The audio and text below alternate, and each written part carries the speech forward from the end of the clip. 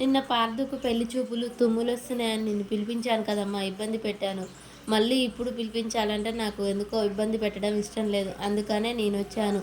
పర్వాలేదు అమూల్య. ఎవరం వస్తే ఏంటి? మనిద్దరం కావాల్సిన వాళ్ళం. ఎవరం వచ్చినా ఏమవుతుంది అనగానే బా అమూల్య బాధపడుతూ ఉంటుంది. అమ్మమ్మగారు నన్ను ఇబ్బంది పెట్టడం ఎందుకని మీరిక్కడికొచ్చారా? అయితే నీ సొంత మనవరాల్ని కాకున్నా సొంత మనవరాలి కంటే ఎక్కువ చూసుకుంటారా లేదా? అవును చూసుకుంటాను. అయితే మరి నన్ను ఇబ్బంది పెట్టడం ఏముంటుంది చెప్పు?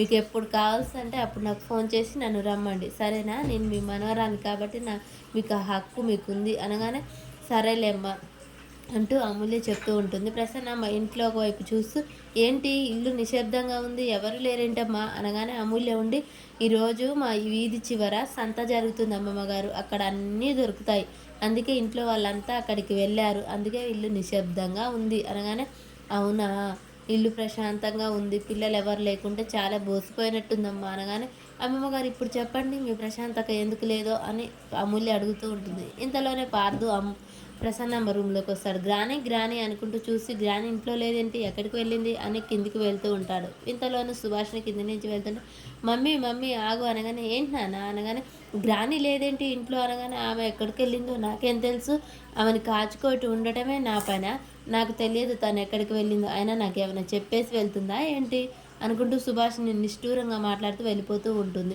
ఇంతలోనే బాబాయ్ బాబాయ్ గ్రాని ఎక్కడికి వెళ్ళింది, రూమ్లో లేదు అనగానే రూమ్లో ఉంటుంది కదా అనగానే లేదు బాబాయ్ ఎక్కడికి వెళ్ళింది అనగానే ఏమోరా నాకు తెలియదు, తన మనసు బాగాలేనప్పుడు బయటికి వెళ్తుంది కదా వెళ్ళిందేమో అనగా ఏంటి గ్రాని మనసు బాగాలేదా ఎందుకని, గ్రాని మనసు బాగలేకపోవడానికి కారణం ఏంటి అనగానే అది ఏం లేదు లేరా అంటూ వాళ్ళ బాబాయ్ మాట దాటేస్తూ ఉంటాడు. లేదు బాబాయ్ ఏం జరిగిందో నాకు తెలియాలి చెప్పండి అనగానే ఏం లేదు లేరా, నిన్న అమూల్య ఇంటికాడ దించి రమ్మని అమ్మ చెప్పిందట కదా మా అమ్మ, అది చూసి మీ అమ్మకు నచ్చలేదంట, ఇద్దరి మధ్య మాట పెరిగిందంట, మీ అమ్మ మా అమ్మని ఏమో అన్నదంట, అందుకనే మా అమ్మ అలిగి మనసు బాధపుచ్చుకుంది, పెద్ద వయసు కదా ఈ వయసులో ఏదన్నా మాట అంటే పడలేరు, అందుకనే మా అమ్మ మనసు బాధపడింది, బయటికి వెళ్ళినట్టుందిలే, అయినా అత్తాకోడళ్ళ మధ్య ఇది కామనే లేరా, నువ్వేం పట్టించుకోకు, వాళ్ళే సిట్ అవుతారు కానీ సరే అంటూ వాళ్ళ బాబాయ్ చెప్తూ ఉంటాడు. పార్థు మాత్రం అమ్మ ఎప్పుడు ఎందుకు ఇలా చేస్తుంది అని తన మనసులో అనుకుంటాడు. సరే పార్థు ఇక నేను వెళ్తాను, నువ్వు మాత్రం ఏమీ అనవాకులే నేను వాళ్ళిద్దరికి అది అలవాటే అని పార్థు వాళ్ళ బాబాయ్ చెప్తూ ఉంటాడు. బాబాయ్ అలా చెప్పేసి పైకి వెళ్ళిపోతూ ఉంటాడు. పార్థు ఉండి ఇలా ఆలోచిస్తూ ఉంటాడు. గ్రాని ప్రశాంతత కోసం ఎక్కడికి వెళ్ళి ఉంటుంది అని ఒక్క నిమిషం ఆలోచించి నాకు అర్థమైంది బాబాయ్ గ్రాని ఎక్కడికి వెళ్ళిందో అనగానే ఎక్కడికి వెళ్ళిందిరా చెప్తాను ఎమ్మటే వచ్చేసాను అంటూ పార్థు బయటకు వెళ్ళిపోతూ ఉంటాడు.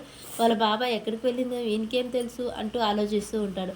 మరి గ్రాని అమూల్య దగ్గరికే వెళ్ళిందని పార్థు కనుక్కొని అక్కడికే వెళ్తాడా, అసలు ఏం జరుగుతుంది, ఇద్దరిని అక్కడ కూర్చోబెట్టి నిజం చెప్తుందా.